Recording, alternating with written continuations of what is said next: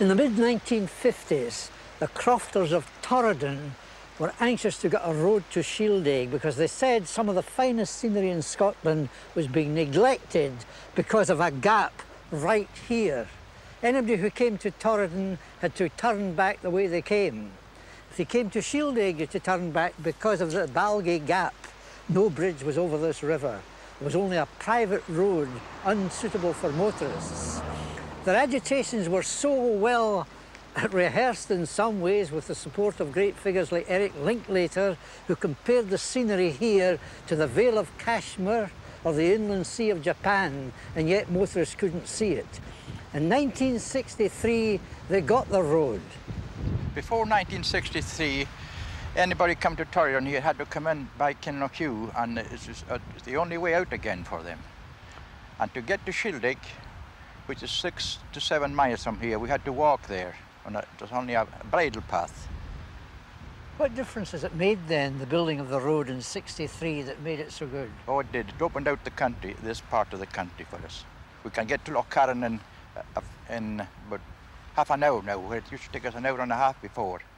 I believe you had to drive 65 miles in order to cover that 67 miles before the road was built. Yes, to get into Shieldaig. It's only 6 miles as the crow flies. To make the road, 3 rivers had to be bridged and over 250,000 tons of earth and rock bulldozed to make an 11-foot wide highway, quite wide for this part of the world. And it was the first realisation of a 1950 white paper on Highland developments encouraging people to live in the Highlands.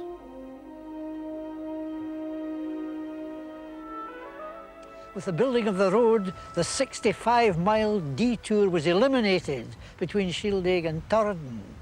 But what about the people on this side, the people of Applecross?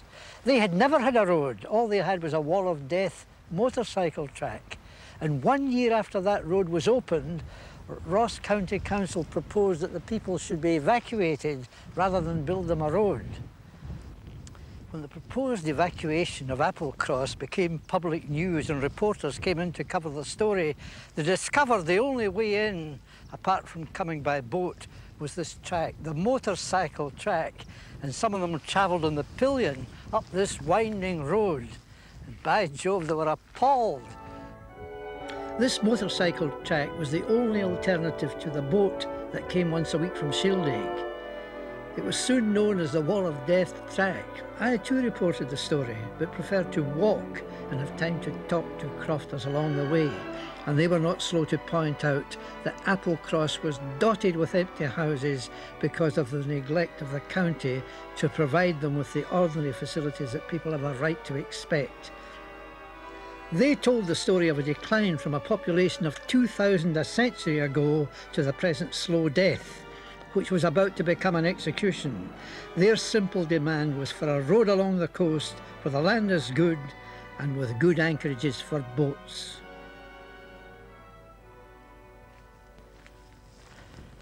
You know, in a road like this, it's great to be on your feet, especially as the locals tell me that they've never seen colour like this in the sea before. And they don't know whether it's due to 10 weeks of drought or whether to a growth of algae on the surface of the sea or just below. But it's an incredible colour, especially backed by these great gnarled bosses of Louisian gneiss, the oldest rock that we know of in Scotland.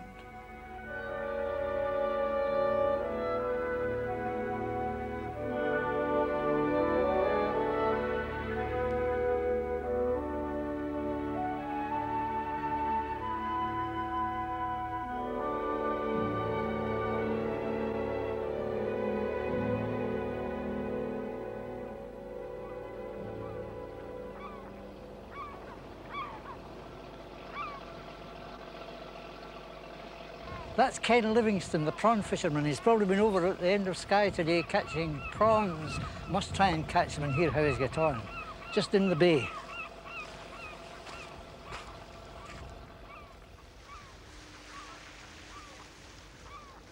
I just saw you at the sea. You were quite a long way off. Anything I can do? Pull an oar or something?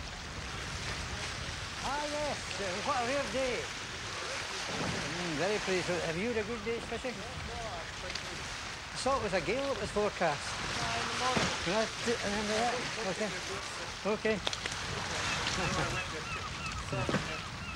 Aha. Oh, that's not bad. Is that a fairly good catch?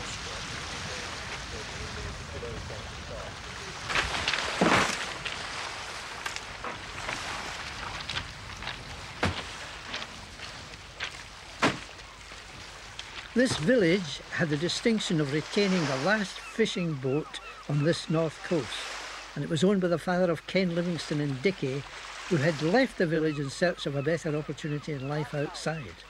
But they were drawn back. Ken had gone to Aberdeen where he met his wife and had 3 of a family. Dickie had studied photography in Glasgow. Now they are back in Applecross with their own prawn fishing boat. It's a challenging life for a fisherman, but I wonder how Ken's wife Linda, who had been a nurse in Aberdeen, likes the secluded life here. Oh, I quite like it now. I didn't at first, but I got used to it. The climate was the main... Too much rain. Yes, that's it. And you're following in your father's footsteps, and yet there was that gap. How did that come about? Well, after I left school, there wasn't much to do, not many jobs here, and I went to Aberdeen to work with the Marine Laboratory for a few years. And after about 5.5 years with them, I decided I'd have a go at fishing again. So I moved back over then, and we got another boat, different boat from the type my father had, a much smaller one, to fish for prawns rather than fish for herring and whitefish as he'd done. So I was married by this time, so we just, the whole family moved across. When Kenny got the boat, I joined in as well after having a couple of years in Glasgow, which is quite a sentence. To make any of you love Applecross, eh? That's right, yes. And how about the road? Did that influence you a bit, the building of that road that opened up the neighbourhood when it used to be a kind of closed shop? If the road hadn't been built, we wouldn't be here. We'd be probably in a slum in Glasgow still, or something like that. But definitely, it brought us back anyway, and a lot of others too, probably. And I hear there's even a wee cooperative for fish farming between you and a few other folk. Is that right? That's right. Aye, there's a few of us who've been interested in it for quite a while, but it was too expensive for any one of us to start off on our own. So five of the local people got together, and this is the first year we've just started on a shoestring, but hopefully it'll work. We've got some help from the Highland Development. They've been very helpful in both the fishing and the fish farming. So if it wasn't for them, we probably wouldn't start fish farming either. And is the fish farming basically a kind of safety valve in case the prawns go down at some time or another? Yes, we're very dependent on the prawns. With the types of boats that we've got about here, there's very little else we can do.